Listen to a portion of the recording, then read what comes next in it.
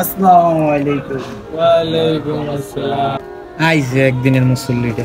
আজকে একটা শুক্রবারের দিন, তারপর তোরা নামাজ পড়তে গেলি না।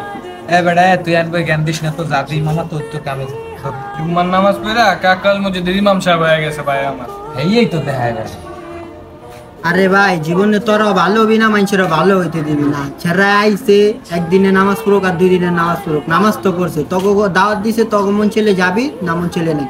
নিজেরা খারাপ দেখা যে মানুষকে খারাপ বানাবি এটা কিছু না। একটা মানুষ যদি ভালো হইতে চায় তোরা কি করো, আর টাইনা নিচে নামে খারাপ বানাস। সমাজটা গেছে এমন না পায়, বুঝছো?